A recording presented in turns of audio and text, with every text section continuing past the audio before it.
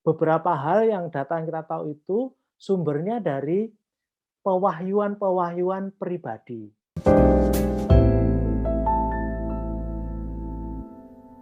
Bagaimana tradisi Yahudi pada saat zaman itu ketika Santo Yosef menikahi Bunda Maria yang saat itu telah mengandung dari Roh Kudus?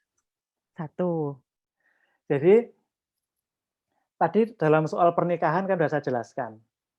Kalau Bunda Maria hamil, orang di sekitarnya kan pasti juga akan kalau Santo Yosef menerima, orang kan, "Oh ya sudah, dengan Santo Yosef."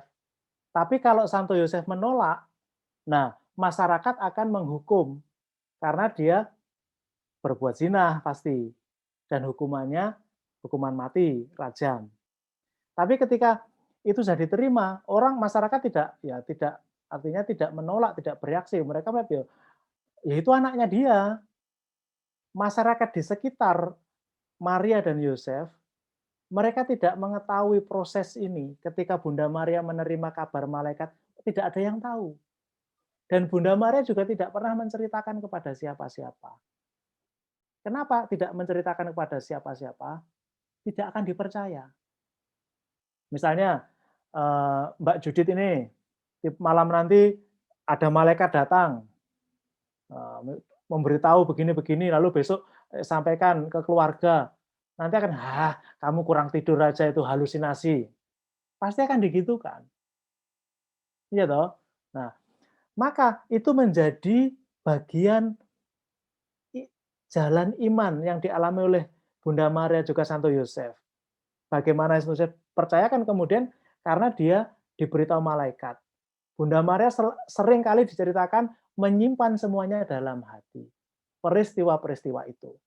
Karena dia tahu, kalau dia ngomong kepada orang pun ya nggak dipercaya. Malah bahaya, jadi bahan gosip, digibah nanti. Lalu yang kedua, bagaimana tradisi gereja menjelaskan akhir hidup dari Santo Yosef sendiri?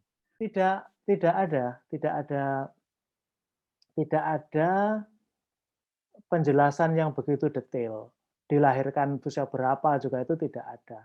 Kita hanya memperingati pada tanggal 19 Maret itu semua sebagai ayah dan yang tercatat aja dalam kitab suci, tidak banyak karena gereja harus berhati-hati di sini.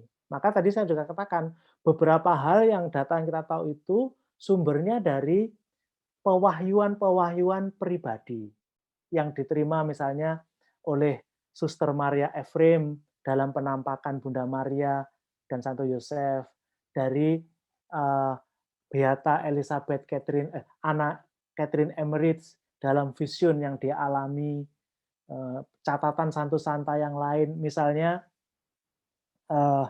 dari Santa Teresia Avila, ketika dia mendapat penampakan Bunda Maria, dia disarankan untuk kamu harus membuat devosi kepada Santo Yosef, buat gini-gini. Maka pembaharuan Santa Teresa Avila juga rumah pertamanya namanya Santo Yosef. Karena Santa Teresa Avila begitu mengalami bahwa Santo Yosef tidak pernah meninggalkan dia.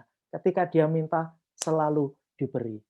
Nah, itu dari kesaksian-kesaksian Santo Santa ini semua kita tahu. Tapi ajaran gereja secara resmi, kapan dia mati, kapan dia lahir, tidak ada. Juga sama dengan Bunda Maria. Kapan Bunda Maria meninggal? Tidak ada ajaran yang jelas. Kelahirannya ya ada, dikandungnya ada. Tapi kapan meninggal juga tidak ada.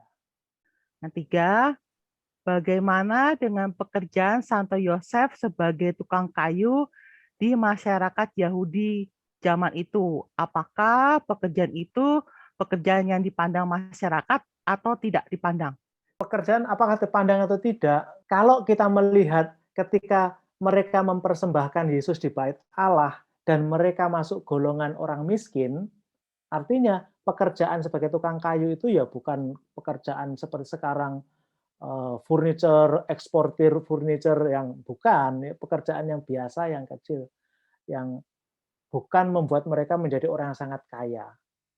Karena kita tahunya dari situ, dari ketika mereka mempersembahkan Yesus di Kenisah, mereka dalam kelompok orang-orang miskin, gitu. Jadi kita melihatnya begitu, dari kaitannya dengan ayat-ayat yang lain.